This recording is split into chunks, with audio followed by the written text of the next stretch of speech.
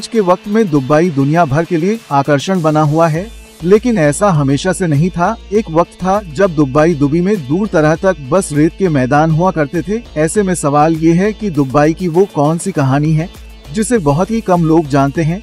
आखिर दुबई ने ऐसा क्या किया कि आज वह दुनिया भर में फेमस हो गया है।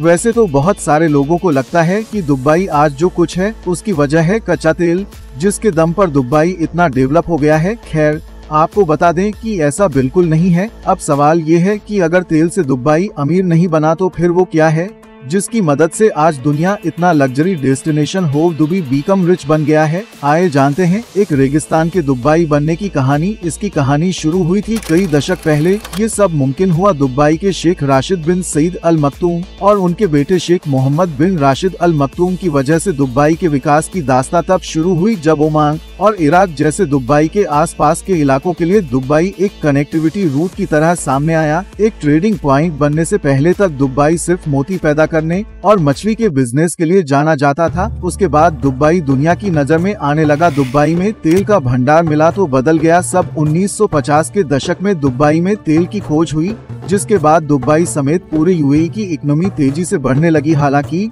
कुछ ही वक्त में दुबई को ये समझ आ गया था कि सिर्फ तेल के सहारे लंबे वक्त तक देश को चला पाना मुमकिन नहीं है। इसके बाद तेल से निर्भरता को हटाते हुए मॉडर्न दुबई बनाने के लिए शेख राशिद बिन सईद अल मक्तूम ने अहम कदम उठाए। उन्होंने 1958 में दुबई की सत्ता संभाली और करीब 32 सालों तक राजा बने रहे। जब शेख राशिद ने संभाली दुबई की बागडोर, जब राशिद बिन सईद के हाथ दुबई की बागडोर गई, उस वक्त मछली और मोती का बिजनेस लगभग बर्बाद हो चुका था और पूरी इकोनॉमी तेल के निर्यात पर निर्भर थी। राशिद बिन सईद की एक बात को अक्सर कोट किया जाता है। उन्होंने कहा था, मेरे पिता ऊंट की सवारी करते थे, मैं मर्सिडीज चलाता हूँ।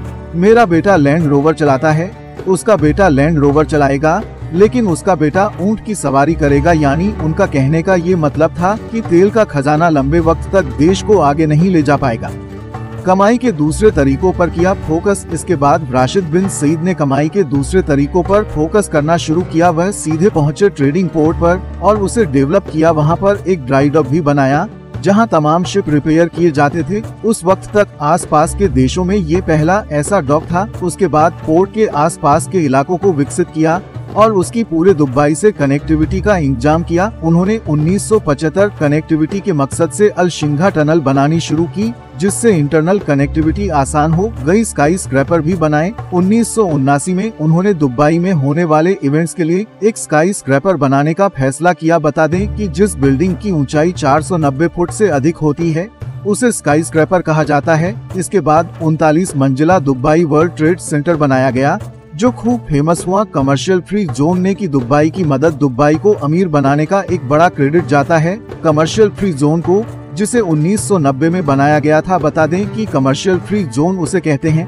जहां पर इंपोर्ट, री एक्सपोर्ट, मैन्युफैक्चरिंग, हैंडलिंग और सामान को स्टोर करने पर कोई कस्टम ड्यूटी नहीं लगाई जाती है। इस तरह तमाम कंपनियों के लिए ये इलाका स्वर्ग जैसा हो गया, जहां उन्हें अपनी मेहनत पर ढेर सारा रिटर्न मिलने लगा। शेख राशिद ने ही यूएई के सारे एमिरेट्स को ये सुझाव दिया कि उनकी एक कॉमन करेंसी होनी चाहिए। इससे लोकल यूएई करेंसी को मजबूत बनाने में मदद मिली और आज उसे हम दिरहम के नाम से जानते हैं। शेख मोहम्मद के हाथ सत्ता आते ही सब बदल गया। उसके बाद दुबई की सत्ता आई शेख मोहम्मद राशिद बिन सईद अल मक्तूम के हाथ। वह भी अपने पिता की तरह की दूर की सोचते थे, लेकिन उन्होंने दुबई को अपने पिता से भी ज्यादा डेवलप किया। उन्होंने भी अपने पिता की तरह ट्रांसपोर्ट और कनेक्टिविटी को बेहतर करने की दिशा में खूब काम किया। जहां उनके पिता ने पानी के ट्रांसपोर्ट को बेहतर बनाया, उन्होंने हवाई ट्रांसपोर्ट को बढ़ाने का काम किया और एमिरेट्स एयरलाइन की शुरुआत की। 1989 में उन्होंने दुबई एयर शो की शुरुआत की, जो अब दुनिया भर में फेमस है। शुरू हुआ दुबई को ग्लोबल टूरिस्ट डेस्टिनेशन बनाने का सफर। शेख मोहम्मद असल में दुबई को ग्लोबल टूरिस्ट डेस्टिनेशन बनाना चाहते थे। इसकी शुरुआत हुई तमाम बड़े बड़े होटल बनाने से। 1999 में दुबई में बुर्ज अल अरब होटल बनाया गया, जो दुनिया का पहला 7 स्टार होटल है। इसके बाद एक के बाद एक दुबई में ढेर सारे लग्जरी होटल बने। दुनिया भर से लोग यहाँ होटल का मजा लेने आते हैं। अगर दुबई के टूरिज्म की बात करें तो ये सालाना करीब 20 अरब डॉलर का है और इसके पीछे दुबई के लग्जरी होटलों का अहम योगदान है। ईज ऑफ डूइंग बिजनेस से बन गई बात। आज के वक्त में दुबई में मॉडर्न चिड़ियाघर, मॉडर्न गैलरी और स्काई डाइविंग भी खूब होती है, जो लोगों के लिए आकर्षण का केंद्र है। इनकी वजह से तमाम यात्री यहाँ आते हैं। और होटलों में रुकते हैं। 1995 में दुबई शॉपिंग फेस्टिवल की शुरुआत हुई, जिससे दुबई की इकोनॉमी तेजी से बढ़ने लगी। 1999 में उन्होंने दुबई इंटरनेट सिटी बनानी शुरू की। ये ऐसा बिजनेस और निवेशकों को हर मदद दी जाती थी। इसके जरिए दुनिया भर से निवेश खींचने की कोशिश की गई। कंपनियों को बिजनेस करने में तमाम तरह की मदद दी जाती थी और कोशिश की जाती थी कि सिंगल विंडो क्लियरेंस हो। ईड ऑफ डूइंग बिजनेस की वजह से यहाँ तेजी से कारोबारी आने लगे, क्योंकि उन्हें बिजनेस में कोई दिक्कत नहीं होती थी। खेलों को भी प्रमोट करता है। दुबई ने तमाम खेलों को भी बढ़ावा दिया, घोड़ों की रेस से लेकर कार रेसिंग तक और क्रिकेट ग्राउंड तक।